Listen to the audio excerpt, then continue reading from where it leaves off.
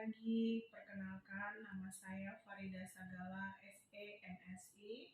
Saya adalah dosen Fakultas Ekonomi Program Studi Akuntansi di Universitas Metodis Indonesia. Adapun mata kuliah yang saya ampu di Fakultas Ekonomi Universitas Metodis Indonesia adalah pengantar akuntansi.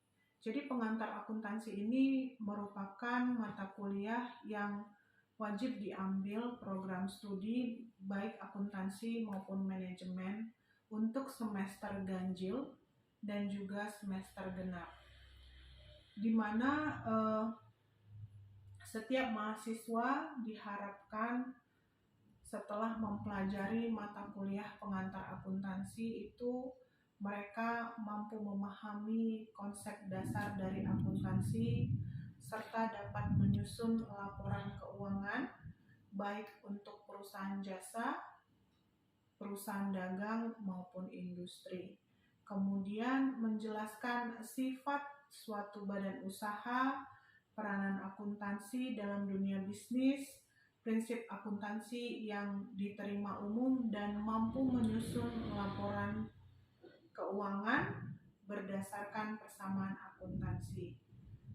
Mata kuliah ini juga membahas mengenai gambaran umum dan prinsip dasar akuntansi, diawali dengan pengertian akuntansi, kemudian proses pencatatan, transaksi bisnis, penyesuaian akun, dan menyelesaikan siklus akuntansi.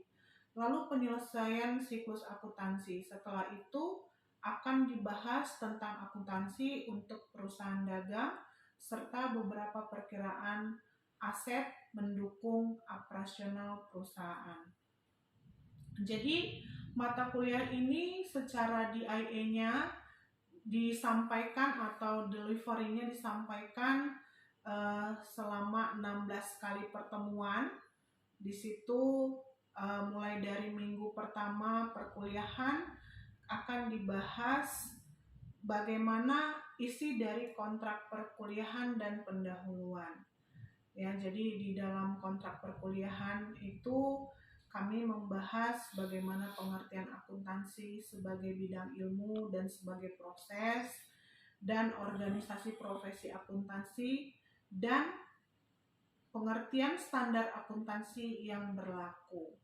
Jadi setiap pertemuan saya menggunakan media Google Classroom dan juga Zoom.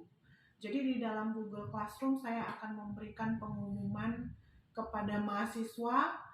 Di situ saya beritahukan link Zoom yang akan kami pakai untuk setiap pertemuan. Lalu dilanjutkan untuk minggu berikutnya, yaitu memahami akuntansi dalam aksi. Jadi memahami akuntansi dalam aksi ini saya membawakannya 2 kali pertemuan. Jadi dia menjadi 2 pertemuan kedua dan pertemuan ketiga.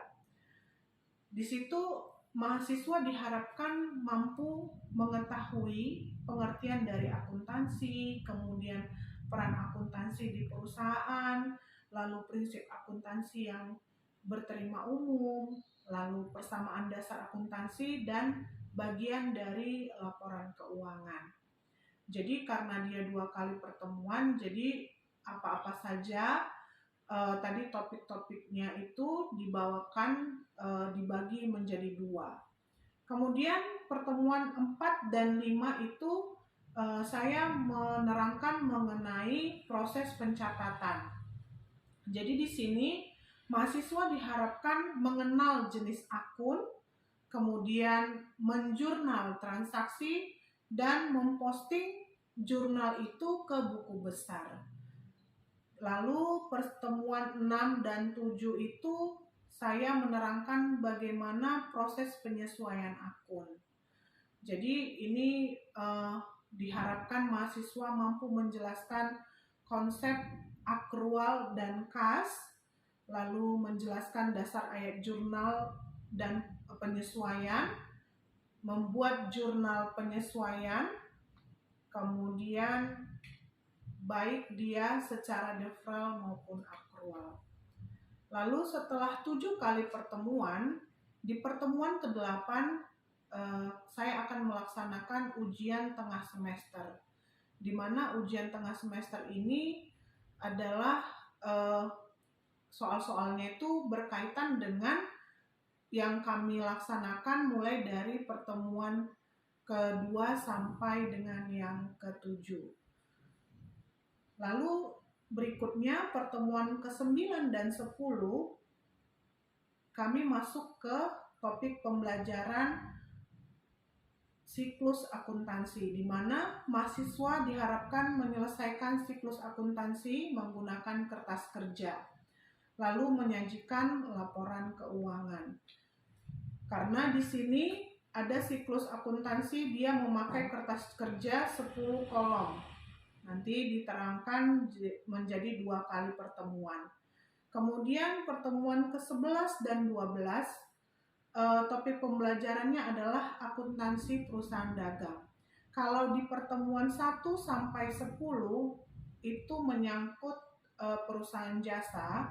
Kalau di perusahaan dagang itu di pertemuan 11 dan 12, mahasiswa diharapkan mampu membuat laporan keuangan untuk perusahaan dagang, mulai dari transaksi sampai menyusun laporan posisi keuangan.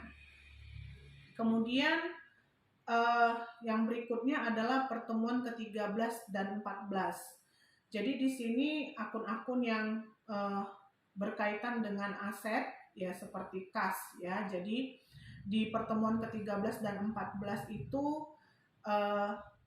diharapkan mahasiswa mampu menjelaskan kecurangan dan pengendalian internal terhadap sistem akuntansi, kemudian pengendalian kas, lalu penggunaan bank dan pelaporan kas. Jadi itu sampai 14 kali pertemuan. Lalu di pertemuan ke-15 saya akan membahas soal-soal yang kemungkinan akan keluar nanti di ujian akhir semester, ataupun saya akan melaksanakan kuis.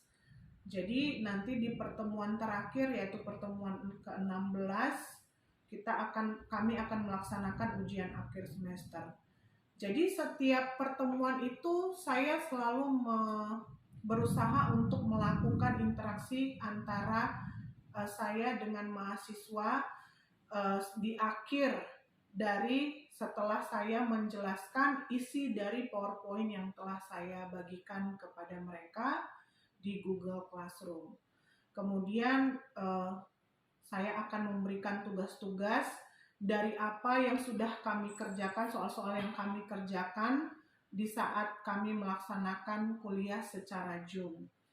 Lalu penilaian dari mata kuliah yang sudah dilaksanakan selama 1 semester itu berasal dari tugas dan partisipasi di kelas, itu berbobot 20%. Kemudian ujian tengah semester itu berbobot 30%, dan yang terakhir adalah ujian akhir semester berbobot 50%. Tapi dari ketiga komposisi penilaian ini tidak menutup kemungkinan setiap mahasiswa yang memang aktif partisipasi di kelas akan saya bantu nilainya nanti di akhir, karena itu juga menentukan bahwasanya memang mereka menguasai apa yang telah saya terangkan selama perkuliahan berlangsung. Jadi untuk lebih jelasnya bisa dilihat di dalam video pengajaran saya yang akan saya berikan berikut selanjutnya.